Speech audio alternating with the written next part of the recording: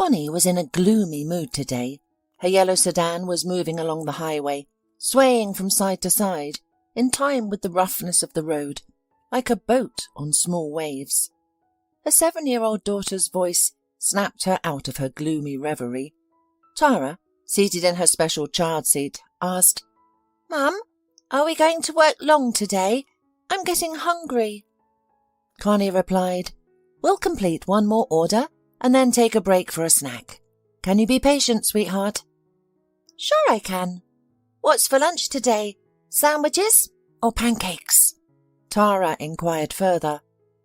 Winking mysteriously at her daughter, Connie responded, "I won't tell you. Let it be a surprise. I'm sure you'll love it." Tara's face lit up with a sweet smile, which is characteristic of all children, and it warmed Connie's heart. So what if I lost my divorce case today? Let my husband choke on his wealth. We don't need it, she thought. As if in agreement with her own sentiment, Connie smiled at her reflection in the rearview mirror and answered the dispatcher's call. 2 passengers, a man and a woman, will be waiting at the bus station entrance. I've already informed them of your car number, the dispatcher said in a well-practiced voice. "Okay, thank you, I'm nearby," she responded, shifting gears. Glancing at Tara, Connie noticed her daughter was dozing off. "She's exhausted, but we only have one more ride before we can take a break," she reassured herself. Connie disliked bringing her daughter to work, but there was no one else to watch her. Connie couldn't afford a nanny yet. As for her mother, she lived in the village and worked on a local farm from dawn to dusk, providing for her youngest son, who used a wheelchair. Connie's brother used to be a tractor driver, but after a road accident, he became wheelchair-bound. His wife left him, and the only family left to help were Connie and their mother, so there was no way to leave there a lively child like Tara, who always needed supervision. Connie spotted the passengers the dispatcher mentioned immediately. They stood there holding small travel bags. The couple appeared to be in their early 30s. Probably a family, Connie mused with a touch of envy. The couple greeted her politely and settled comfortably behind her, softly closing the door without a slam. This pleased Connie. They were respectable customers who took care of her car and didn't unnecessarily slam the doors. Upon seeing the sleeping child in the front seat, the strangers spoke in hushed whispers. "Could you take us to the cheapest hotel in the area?" the man asked in a low voice. Connie nodded in understanding. "Sure. There's a hotel called Mary. They provide good service and their prices are reasonable. I stayed there with my daughter for a while." "We're truly grateful," the passenger responded. Silence filled the cabin. With over a year in her profession, Connie had learned to adapt to her clients. If a talkative passenger came on board, she had a range of stories ready, funny or sad, long or short. If the passenger preferred silence, she remained quiet, enjoying the steady hum of the engine or soft music. On this occasion, she decided not to turn on the radio, allowing Tara to sleep a little longer, hoping she'd wake up rejuvenated. While Connie was driving, the passengers began to whisper behind her. Having long grown accustomed to this, she usually let people's chatter wash over her. However, this time was different. They mentioned her ex-husband's surname. The first to speak was a man. "Well, are you all ready? Is Manzarello sure he'll hire us?" The woman hesitated before responding. "Yes, don't worry. I've thought of everything. I'll get a job in his office as a cleaner and you can watch him. This time, Scott won't escape. I bet he can't take such a blow." Connie hit the brakes in surprise, causing her yellow car to stall. The sudden stop agitated the passengers, and Connie took a moment to breathe. "Wow, she's got quick reflexes. It's a good thing nobody was behind us. We could have been in trouble." Connie's daughter Tara remained oblivious to the situation, fast asleep in her car seat. "Is something wrong? Why did we stop?" the man asked. Connie quickly regained her composure and replied, "Nothing to worry about. Everything's fine. There was a pothole ahead, so I stopped to avoid it." The passenger shook his head, appearing doubtful, but didn't comment further. The rest of the way, Connie could think of nothing else but the conversation between these two strange passengers. Initially, she even thought they were talking about a different Manzarello, but when the woman mentioned Connie's husband's name, everything clicked. Connie was uncertain about what to do with this newfound information. She quickly surmised that something sinister was being planned against her ex-husband. But what could she do personally? Warn the man who had abandoned her and their daughter, leaving them with practically nothing, or ignore her conscience and accept the situation as it was? She didn't have an answer to that question. Soon the hotel came into view, and the passengers readied to pay the fare. The woman took out her old-looking wallet and handed Connie a couple of bills, a little more than the amount to be paid. "Here, keep the change, buy something for your little one. She's just lovely." Connie smiled bashfully, thanking the client for the tip. Although it was a small amount, it gave her satisfaction. After a quick glance at the strangers, she started the engine and headed to their regular spot on the riverbank, where she and Tara often had a snack. Beyond the woman's will, her thoughts kept circling back to Scott, who had won their divorce proceedings. It wasn't about alimony or business. She didn't need them. What really upset her was the house. They had bought it together, and Connie's mother had invested money too. She had been saving for years to give it to her daughter for her wedding and give her a solid start. The woman, having experienced hardship in her life, wanted to give her daughter the best she could. It wasn't a fortune, of course, but it was a substantial sum of money. However, Scott saw things differently. During the divorce, he conveniently pretended to forget that the house was bought with joint funds. He got some help, sorted out fake documents, and suddenly he owned the house. Connie was blindsided. Not only was Scott refusing to pay alimony, but he had also taken their house. To add insult to injury, Scott's lawyer presented the court with a DNA test to challenge Scott's paternity of their daughter, Tara. Wait, what test?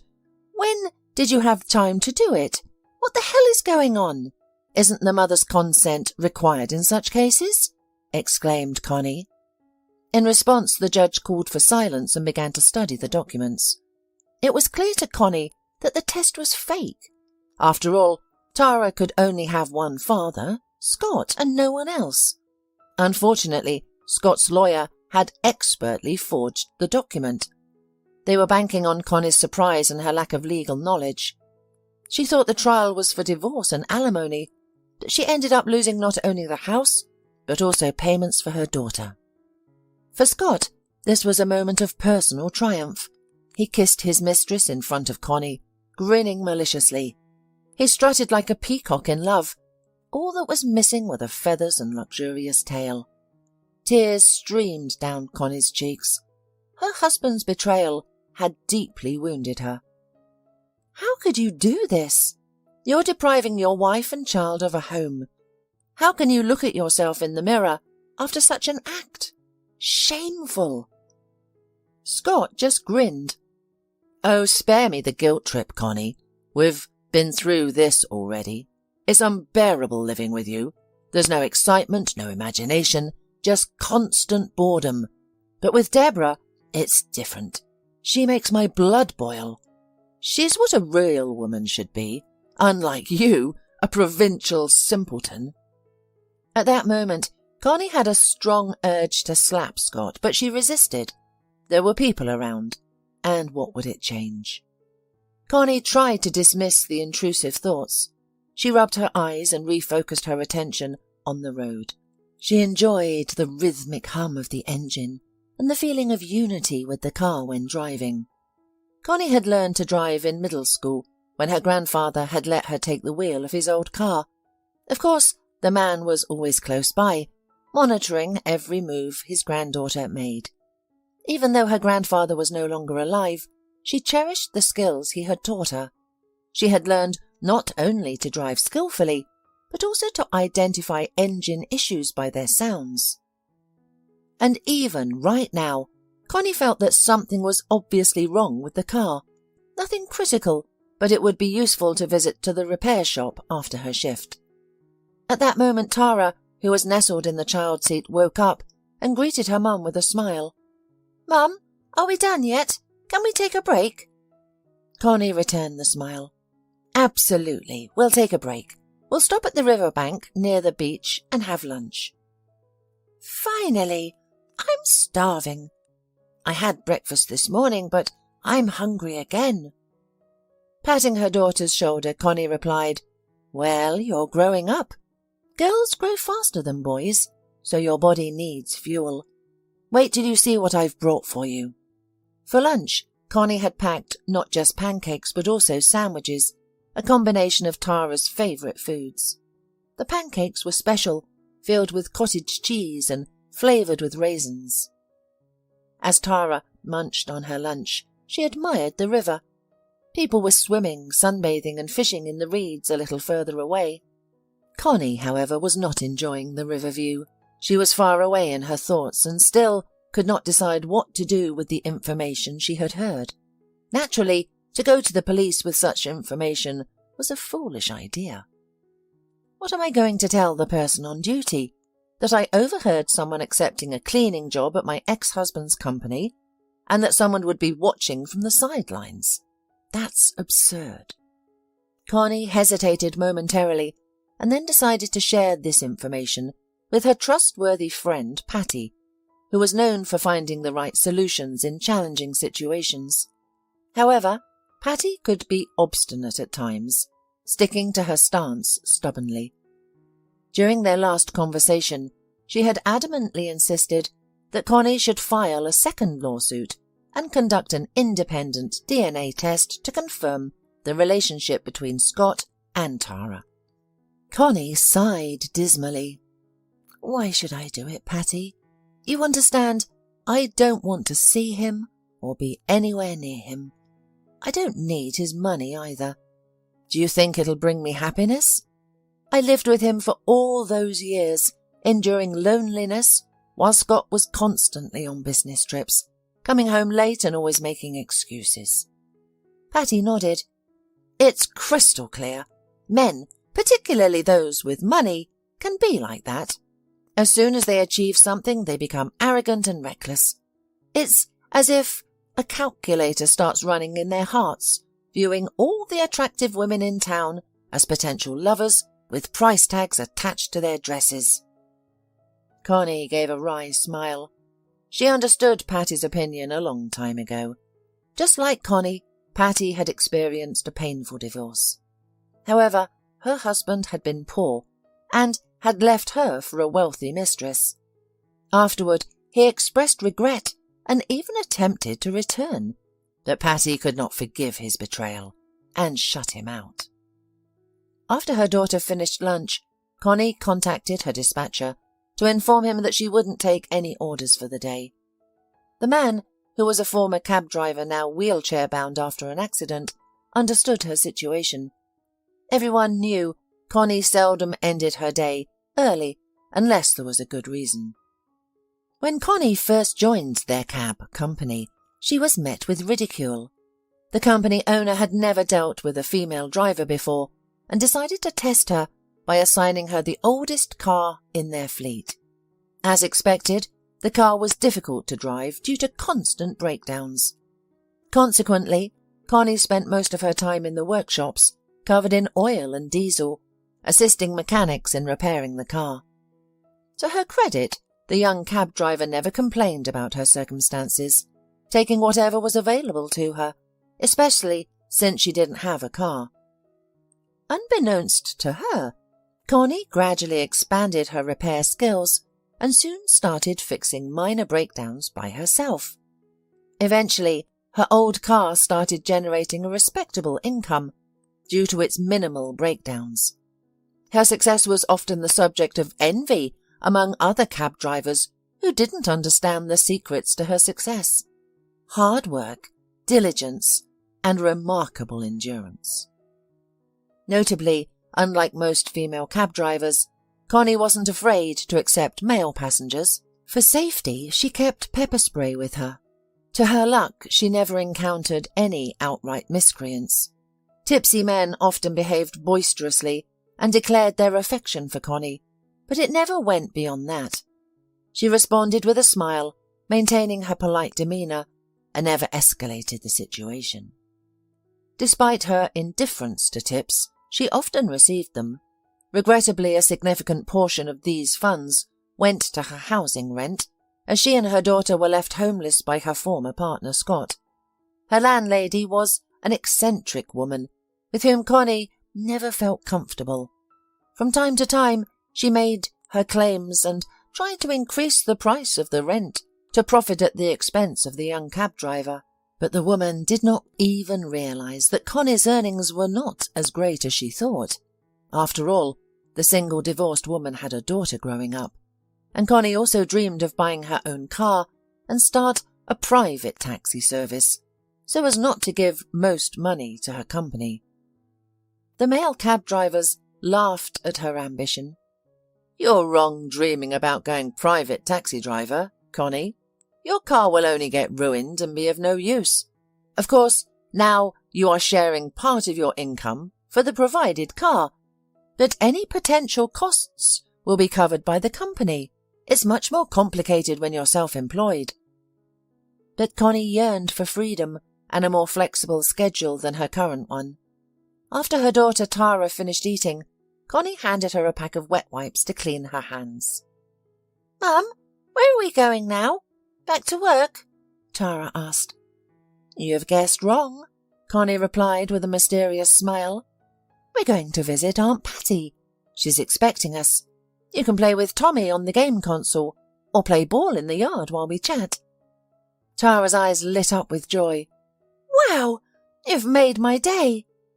Not only did you prepare a delicious lunch, but we are also visiting Aunt Patty. She always has such tasty candies."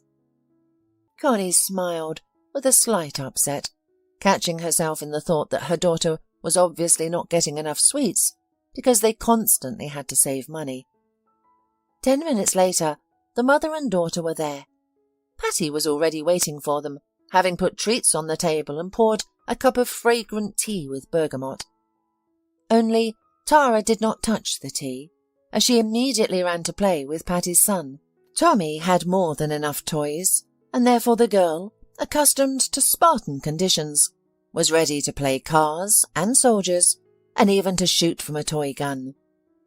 "Well, tell me, Connie, what brings you?" Patty asked, squinting one eye.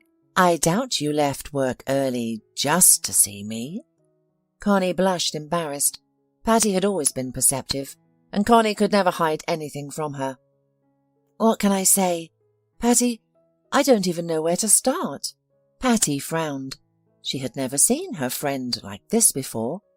Sipping her tart tea, Patty decided to let her friend reveal everything in her own time. Fortunately, Connie didn't keep her in suspense for long, and quickly got to the heart of the matter. As she listened, Patty shook her head in disbelief. When Connie finished her story, Patty rested her chin in her hand and asked, "So, what's your next move? You're not planning to warn your ex about the danger, are you? Honestly, I doubt they are planning to harm him physically. It might just be a planned robbery, but catching a slippery fish like your Scott won't be easy, so this duo's success is far from guaranteed." Connie sighed sadly. "I'm not sure if I should tell him or not, Patty. I'm feeling uneasy. Of course, no one ever said that there should be no retribution in life. But what if these people are planning serious crimes, and by keeping quiet, I am indirectly assisting them?" Patty waved her hands in protest. "You're so funny, my friend. You're deep in debate. What's there to ponder? Your husband left you and Tara without a home or money, and disgraced you in front of the whole city, and you're contemplating whether to stay silent? Where's your pride? Imagine him laughing at how he fooled you." Connie shook her head doubtfully. Still, something held her back from revenging her ex-husband. "You know, Patty, I haven't decided yet, but I think I'll tell him the truth and let him decide what to do. Perhaps I'm mistaken, but I believe I'm doing the right thing. Otherwise, I'll lose my peace. My heart is already in turmoil. What if something happens to Scott? No, that's not for me. I'd rather warn him of any impending danger. He's smart enough to figure things out." Patty hummed in disappointment. "Yes, my friend, you're a real stickler. You're too moral, too honest. You know, in life you don't always have to act according to your conscience. Sometimes you might even need to deceive. Otherwise, you'll be devoured by insatiable sharks. And you're as defenseless as a child. You've lost your daughter's alimony due to fake documents. Why don't you get a DNA retest? I told you to hire a lawyer, and you went ahead alone. Now look at the outcome." Connie was hurt by her friend's words. After all, she couldn't change the way she was raised. Her grandmother and mother both earned an honest living, and the woman believed that lies and deceit would always be revealed, no matter how tangled the deception. After a while, Connie said goodbye to Patty and left. Sensing her mother's mood, Tara followed silently. Meanwhile, in Scott Manzarello's office, a different scenario was unfolding.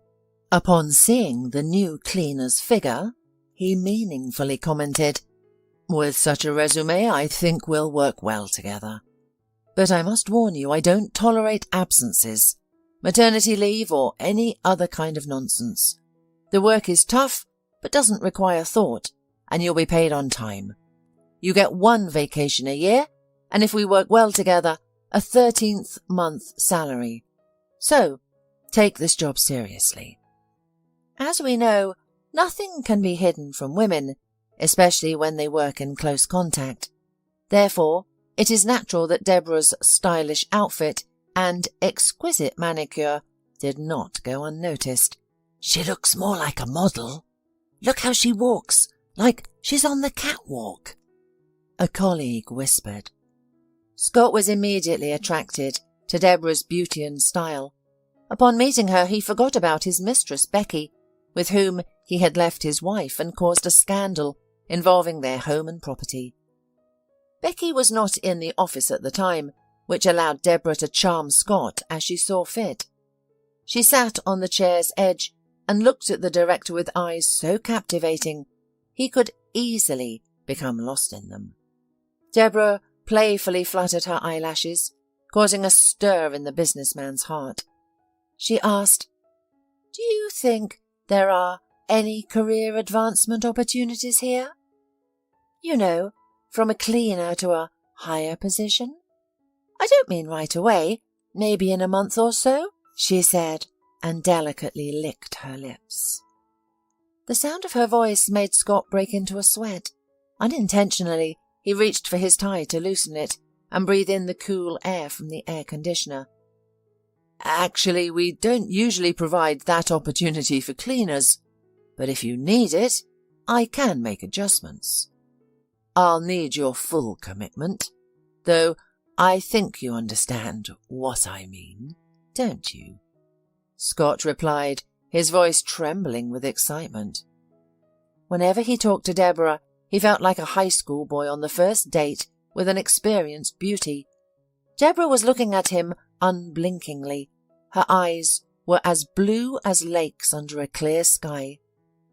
"Well, thank you for your help, Mr. Manzarello. I'll consider your suggestions, and I hope I won't disappoint you," Deborah said in a languid voice, leaving the office with a graceful stride. Scott's heart pounded like a trapped fish. At that moment, he was ready to leave Becky for the sake of this beauty, who, for some reason, had taken a job in his office. What is this?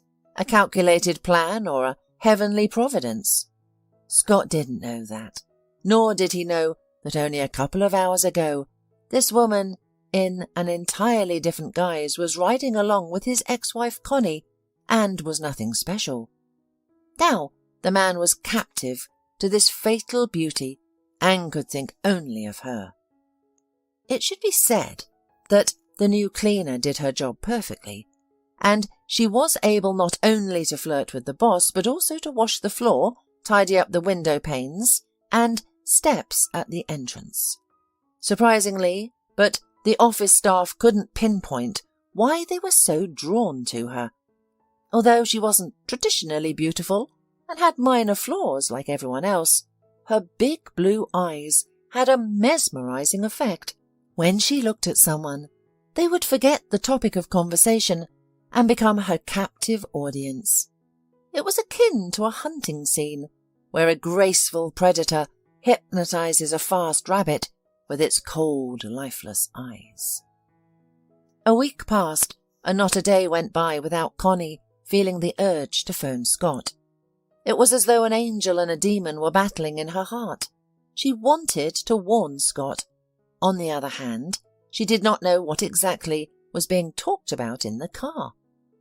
As Connie lost sleep and peace, she began to worry about her ability to drive or the risk of falling asleep at the wheel. That's when she finally decided to call her ex-husband and relay everything truthfully. After her first call went unanswered, she swallowed her pride and dialed again.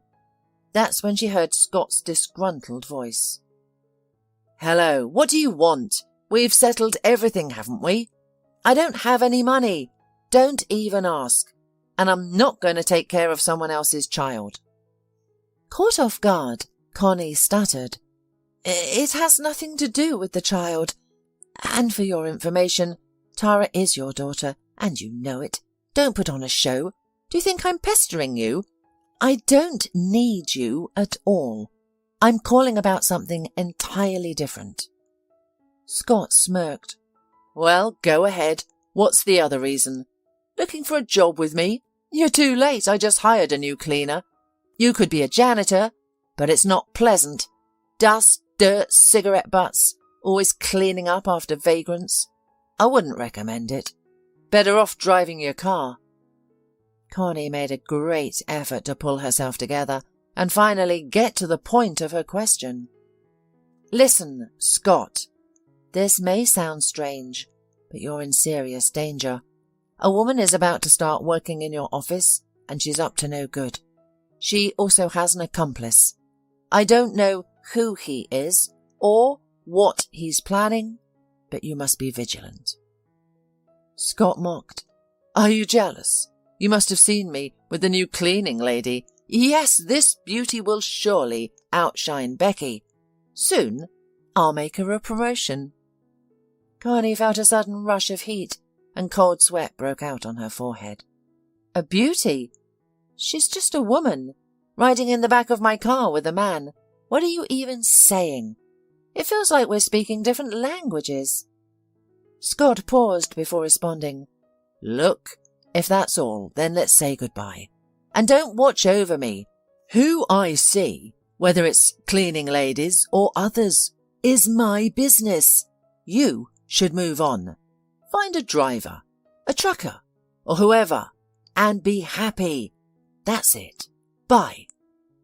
Before Connie could respond, Scott abruptly ended the call. Tears rolled slowly down her cheek. "What a fool you are, Scott. Fine. It's my choice to warn you. The rest is up to you. Do as you please. Just don't involve me in your problems." Surprisingly, the conversation with his ex-wife did not bother Scott. As a businessman, he rarely trusted anyone, especially those he had wronged. Moreover, Scott Manzanello chalked up Connie's reaction to typical female jealousy, which can manifest in the most unexpected ways. Meanwhile, Deborah was making steady progress in her career. In just 2 weeks, she transitioned from a cleaner to a sales trainee. Many employees assumed that her promotion was due to a close relationship with the boss. However, the truth was far from it. If they knew how Deborah achieved her success, they would dismiss it as a fairy tale, fit for tabloid novels. Contrary to the office gossip, Deborah's advancement was not due to any love relationships, but a unique talent she inherited. Her primary tool was her eyes, with which she could read people like an X-ray. Her gaze was so penetrating that few could resist. Typically, people would give in to her assertiveness and undeniable charm. However, Deborah never used her gaze to make anyone do anything illegal, and anyway, the power of her gaze wasn't so powerful that it could control people like puppets, but to make them more compliant or softer was easy. Understanding the potential of her gift, Deborah used it sparingly and only for good reasons. Her partner Danny agreed with her approach. However, he did not possess such a gift and had to rely on his own abilities. While Deborah was becoming the queen of the office, Danny dressed in the clothes of a street hobo and tried to hang out near the company office, studying what was going on and making inconspicuous notes in his small pocket notebook. Of course, no one paid any attention to him, because everyone considered street vagrants as alienated and did not want to waste time on looking at them, and this was only to Danny's advantage. Soon he fixed Scott's license plates, studied his daily routine, and also learned his home address. In fact, in their pair with Deborah, he served as a detective. That is, he studied the behavior of the object of surveillance, pursuing some personal, unknown to anyone's purpose. Meanwhile, Scott finally lost his peace, which did not go unnoticed by his official girlfriend. Becky could not understand what was happening. Why did her suitor suddenly stop giving her gifts, inviting her to the movies or restaurants? If before, Scott every month gave her a diamond ring or something similar, now she could only count on a shabby bouquet of flowers, which the courier brought from the delivery service. Deciding to find out what was the matter, Becky made inquiries in the office and almost immediately learned about the new employee who had won over everyone who had the misfortune to encounter her. "All right, let's see how pretty you are and what you're up to. Are you really going to snag yourself a rich daddy? You'll regret it, because he is mine." Becky sneered as she got ready for the office. She had never seen Deborah before and had no idea who she would be dealing with. However, when Becky finally met Scott's new lover in person, she laughed. What's so special about her? Where's all that beauty? Sure, she has big expressive eyes, but nothing else remarkable. And why does she command everyone here? Becky thought ironically and approached her. At that moment, Deborah was sitting at the table, attentively listening to the senior manager, who was training her for a future job. With a smirk, Becky asked, "Well, my dear, are you planning to stay here for a long time, or just passing through?" Deborah raised her eyebrow in surprise and gave Becky a meaningful look. However, her charm had no effect on Scott's mistress. It was a common occurrence, as all people are unique and have their own willpower. Becky never considered herself weak and always fought for her happiness. She had gotten Scott to divorce Connie, and it was she who had suggested the fake DNA test scheme, speculating that the court was unlikely to order a second examination, and simple Connie would probably never figure it out. Realizing she couldn't get along with Scott's mistress, Deborah decided to step back. "Yes, I'll be with you for a while. I plan to build a career in Mr. Manzarello's company. It's critical to me," said the trainee with emphatic respect. However, her apparent submission had no effect on Becky. She quickly realized that the clever cleaner was trying to manipulate her, so she wouldn't interfere with her efforts to establish her place in the office. "Listen, dear, I think you need to clean the entrance steps. They're filthy. Can you start your internship later? I assume there are no objections," said Becky sternly and demeaningly. Deborah pushed aside the papers and went obediently to carry out Becky's instructions. Becky watched her with a mocking look, then turned to the department head. She should pause her internship for now. She has her work cut out for her. Who will clean the floors then? Let her resume her work when there's less to do. The department head embarrassingly tried to say that it was Mr. Manzarello's personal order, but Becky firmly declared, "And I said she won't be interning any more. I think my word is enough for you." The department head nodded in agreement and did not escalate the tense situation. She saw no point in arguing, especially when the final decision was uncertain. After all, Becky had been Mr. Manzarello's favourite for months, while Deborah might fail miserably in this situation. Meantime, there was little change in Connie's life, except that she had finally found peace. She was no longer concerned about Scott's problems. Her ex-husband had been informed, and he needed to decide his next steps. Connie continued working as a cab driver, often accompanied by Tara when there was no one to look after her. Connie would take Tara around the city and to interesting places, sometimes deliberately choosing routes that would entertain the girl. For example, instead of taking the shorter route through the city centre, she would drive down to the embankment so that Tara could enjoy the beautiful view of the river gleaming in the midday sun. Despite her friend Patty's skepticism, Connie decided to give a chance to online dating, but after encountering several individuals with visible tattoos and the smell of alcohol, she decided she wasn't ready for this kind of dating. One day, rushing to another client, Connie noticed the very passenger who was having a conversation with his companion about her ex-husband Scott. It would seem that there was nothing surprising in this, if it were not for the new appearance of this stranger. External changes in him were so striking that Connie did not hold back and even slow down at the curb. The thing was that in such a short time the man had sunk to the bottom and become a street vagrant. His clothes were tattered, his sneakers nearly worn out, and an equally worn cap sat on his head. It was quite a sight. Upon opening the door, Connie quietly called out to the man, who turned and recognized her. "I don't know your name, but do you need some help?" she asked cautiously. Clearly embarrassed, the man quietly replied, "No, thank you. I'm not what you think. I'm not a beggar. It's a different situation." After a moment of thought, Connie invited the man to join her. "Please sit. I won't take much of your time. I overheard part of your conversation with your spouse when I drove you to the hotel. Do you remember?" "Of course I remember," he answered without hesitation. "I recognized you right away. My name is Danny Blanchard. Does my last name ring any bells?" Connie shook her head. "No, it doesn't. Should it?" He grinned. "Our father was a true titan in the business field. He mentored many, helped numerous individuals stand on their own 2 feet. He took Scott Manzarello under his wing as well. My sister Deborah and I weren't heavily involved in business at that time. She was working in tourism, and I was into car racing and other frivolities.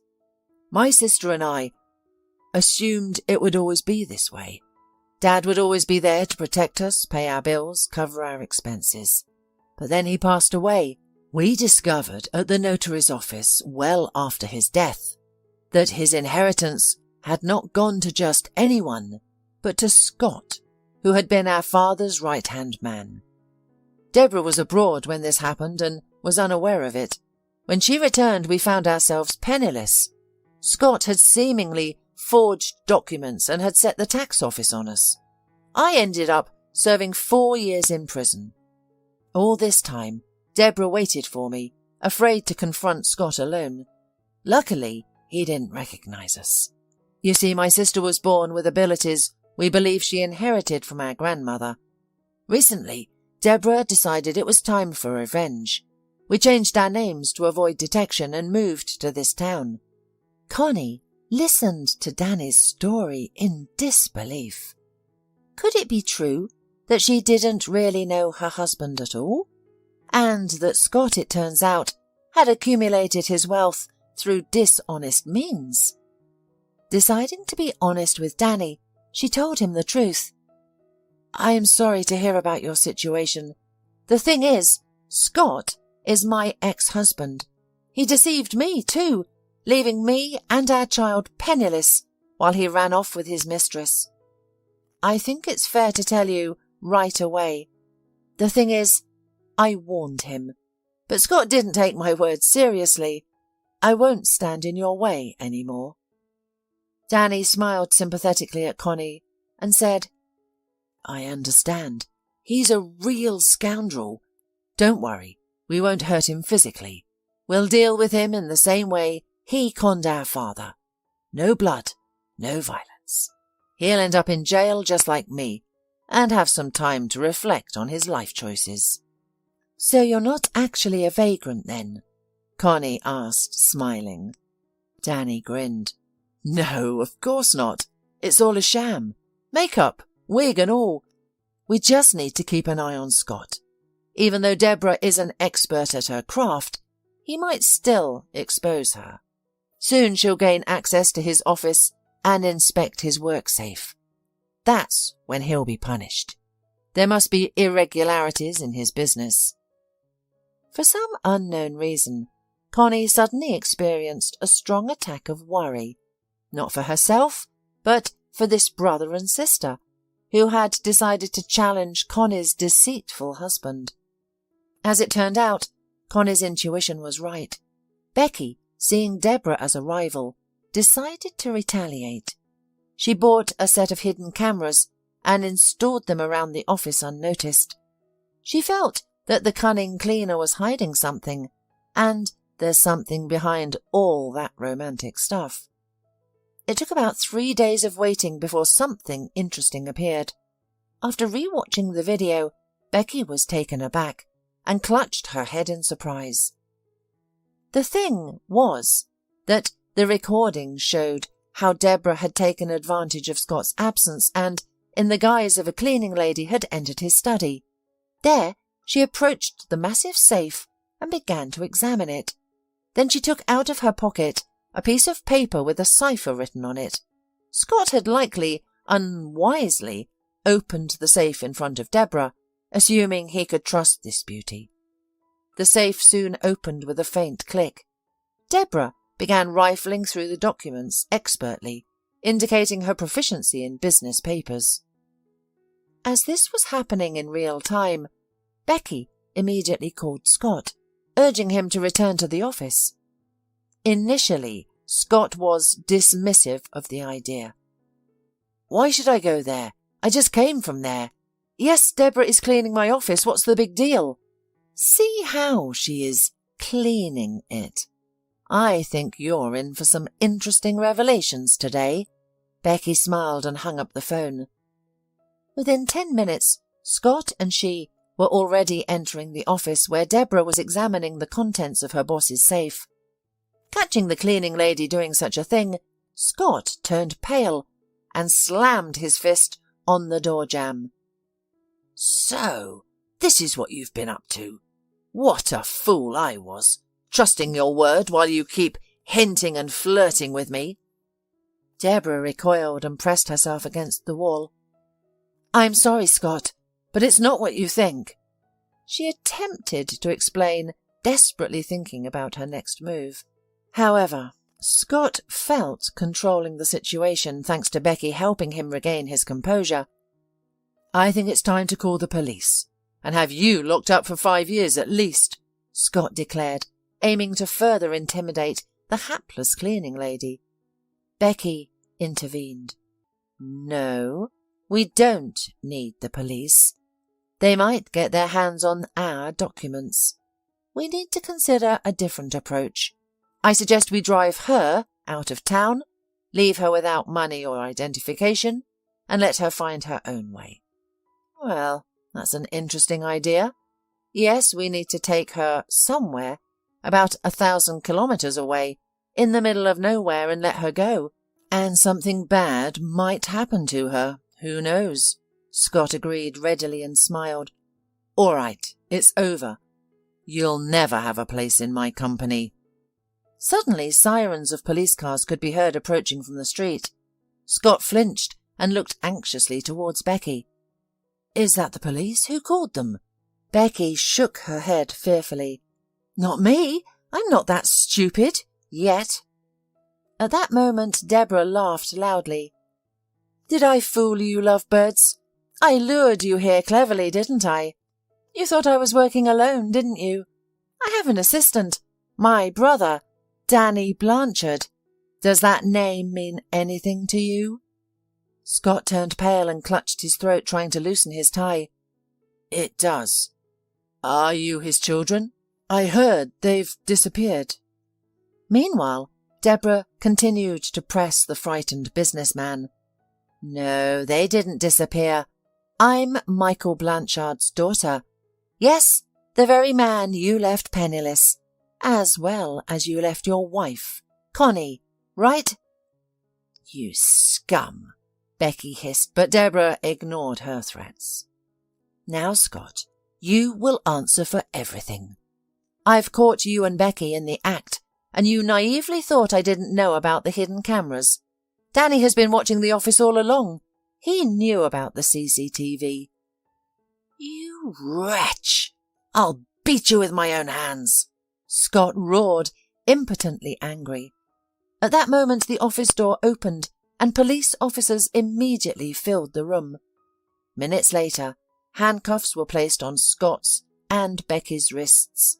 After an officer had examined the company director's safe, which held evidence of false accounting, masterful real estate scams, and shareholder fraud. Deborah grinned and winked at her brother, dressed in the clothes of a tramp. Only now Scott realized that he had become a victim of the very heirs he had deceived, from whom he had once despicably stolen his father's capital. The next morning, Connie learned about all of this from the local TV news broadcast. As she ate breakfast, Tara watched at the TV screen with interest. When her father suddenly appeared, she joyfully shouted, "Mum, Mum, look! There's a show with Daddy!" Connie couldn't believe it at first, but as she moved closer, her surprise was immeasurable. "Well, they've got him then," she said with a smile. "Scott and Becky, who used to bully people and felt like real kings in this world, will soon get what they deserve." The investigation into Scott Manzarello's case proceeded swiftly, resulting in both him and Becky standing trial. Scott's mistress received a suspended sentence, while Scott awaited a severe punishment, expecting to serve his entire term in one of the country's northern colonies. To Connie's surprise, justice not only affected the heirs of the late Michael Blanchard, but also her. Unexpectedly, she regained ownership of the house her husband had once taken from her. Danny, with an enigmatic smile, handed her the house keys and an envelope of money for the inconvenience caused. Connie stared at him in disbelief, suspecting that this might be a vivid dream about to be disrupted by harsh reality. However, no matter how much she rubbed her eyes or pinched her shoulder, reality remained as it was, reflected in Danny's kind and affectionate eyes. However, Connie did not even guess it wasn't Scott or fate who initiated the return of her home, but Danny, who felt pity and sympathy for the unfortunate cab driver raising a young daughter alone. Danny found himself thinking about Connie increasingly often, and one day he gathered the courage to invite her to a restaurant. Naturally, the meeting did not appear romantic, as Connie was accompanied by little Tara, turning the occasion into a joyful adventure. At that moment, Connie did not even suspect that it was from this meeting that a new life would begin. It wasn't the change of job or a return home, but the love and attention Danny showered her with, something she couldn't imagine with her unfaithful husband. Deborah supported Danny's choice, as she had a knack for understanding people. 5 months later, the couple had a modest but tasteful wedding, just as Connie had always wanted. Only the closest people were invited, including Patty and some of Connie's colleagues, from the cab service. After the wedding, Connie left the company and together with Danny started their own business. They employed experienced drivers with the latest model cars. Rumour has it that their business is thriving, and those who know Connie barely remember her humble beginnings and her exhausting work in an old yellow car, which led her to meet her future husband. Little Tara is now in school, performing well, and telling her teachers that she will soon have a brother or sister. However, Connie and Danny feel that her joy will be more strong. According to the ultrasound results, Connie is expecting twins. So there's a chance that Tara will have both a brother and a sister at once.